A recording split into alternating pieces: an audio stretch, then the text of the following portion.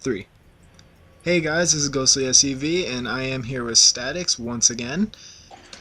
This will Hey be guys.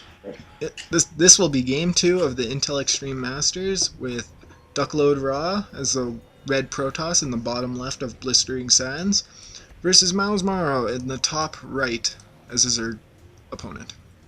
And this game is on Blistering Sands. And, I think this slightly favors Zerg, but into the late game, I think it's going to be the normal divide the map in half.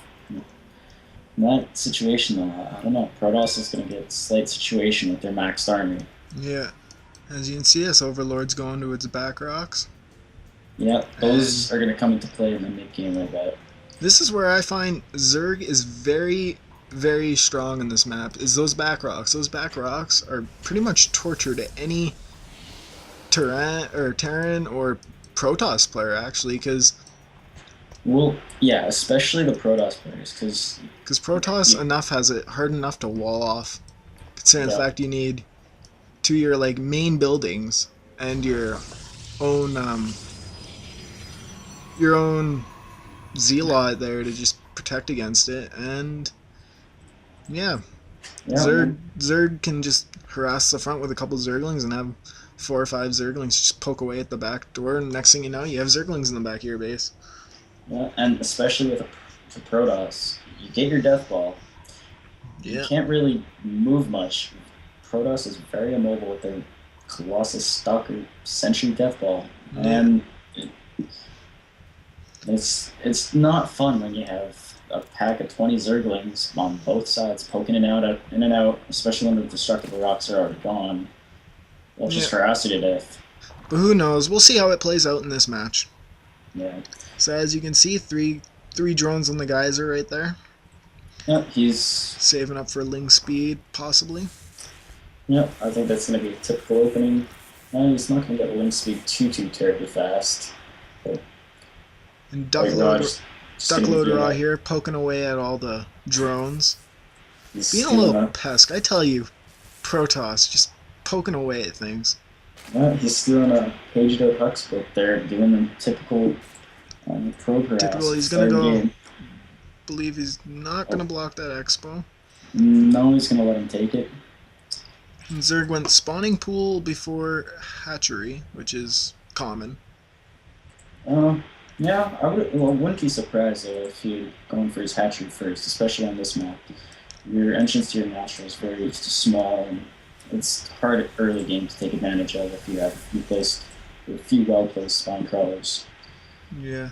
So as you can see, Morrow being very smart and putting a couple Zerglings on those watchtowers. One thing I noticed he lacked in game one was the map of or the amount of vision he had. I mean, he didn't really have his overlords spread around the map, and Yeah, it was fair lacking in that, but his vision of the watchtowers kept on getting denied, which is reasonable. And then there's that probe. The probe's back in the base, and he gets taken down by the queen. see what's going on in his base. I think he's going to do a typical 3-gate expand. Yep. Oh, Yep, gateway we have a there. Twilight Council on Twilight this. Council. That's a very early Twilight Council. Could he possibly be going for Blink Stalkers or Charge Lots? Hmm. We will just have to wait and see. Dark Shrine. Yeah. Uh, Dark Templars. we're going to see a DT rush here, people. It's going to be interesting. This is gonna be really interesting.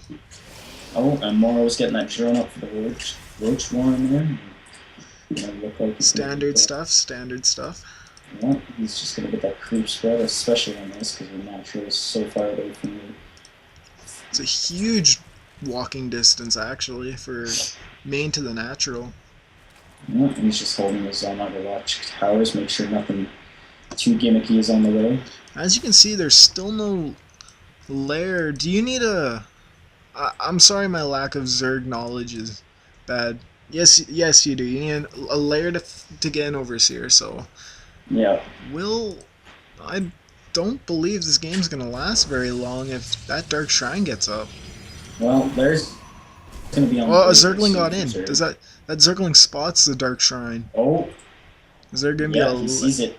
You know, Spore crawlers being produced right now. Yep. Very nice placement. One right next to that ramp so he knows if anything tries to get up that ramp. Great reaction time. One Doesn't right in want the to main waste mineral any line. time.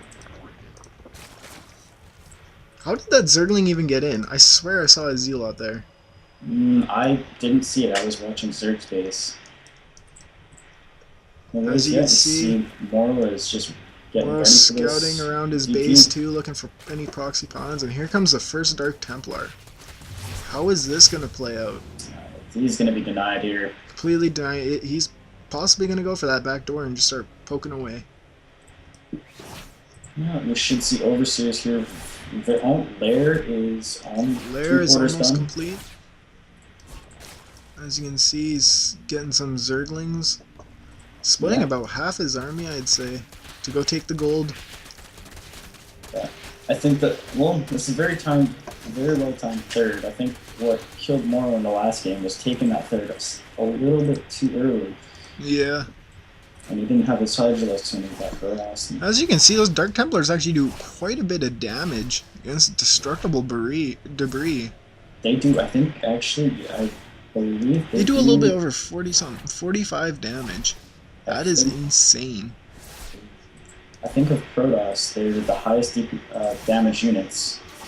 Oh, and we see a robo facility coming from Protoss here. And we see some cannons up at his natural. No gas yet on the natural, so he's not... He just has a mass amount of Zealots. Yeah, I think he's going to be going for more Zealot heavy. There's this third gas. Yep. And then we see charge is on the way. Still no more gateways or anything. He's just producing off of 2 gateways, no robo facility. That's pretty interesting. Yeah. Yeah, but Morrow getting that creep spread. Gonna want to be taking that layer here. Very nice creep spread too. I mean, that's what you want on maps like this. You want to get, and the back rocks are destroyed. So we are gonna see how that comes into play. Yeah, I wouldn't be surprised if Morrow just places an overlord there and poops a creep. Yeah. Put a spine crawler or two, and I don't think we should have to worry about it too much. And oh yeah, that creep spread really is getting going. And we can see that super slow spore crawler trying to walk its way to the gold. Well, slowly but surely. That third base is going to be finishing up here for Zerg. I think we're going to start seeing the action here. I think here comes a push. Possibly. Yeah, Morrow gets that overseer and sees exactly what's going on. He's going to go for the back door. He actually has I've actually missed that. The Forge researching weapons level 2 upgrade. And warp gate in a pylon. Yeah. So he does have Zerglings to harass that front. Keep him in his front. Yeah, that back door, man, kills as a Protoss. You gotta keep your little Protoss death ball together.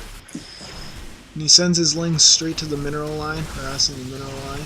He's getting another Forge up, which I find is a little bit... I find that a little bit odd why he's getting another Forge up. And a nice Contaminate there to delay that Immortal from coming out. Yeah, well, that's very vital in a Protoss army, is those robotics units. Things like Colossus, especially against Hydralisks, are absolutely brutal. Overlord pooping down some changelings there. It's pretty interesting, actually. I don't know why he would maybe trying to confuse them and try to attack them instead. Just see that positioning, and as any good player, we're also going to see that. Oh, it still hasn't caught that. As we can see, we have some Hydralisks coming out for the Morrow.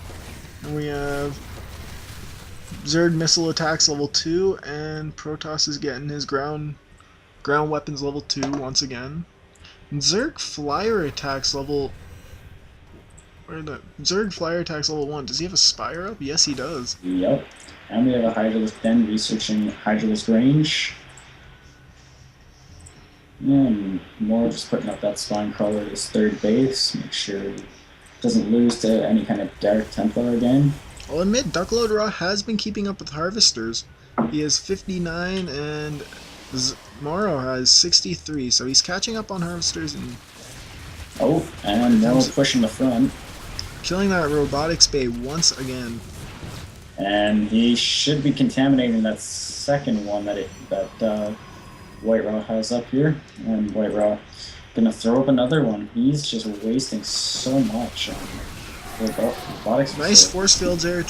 Well, force fields trapped a couple units, I guess. Paid off for itself, not letting him in. Force him to go through the back door. Yeah. White Raw completely out of position here.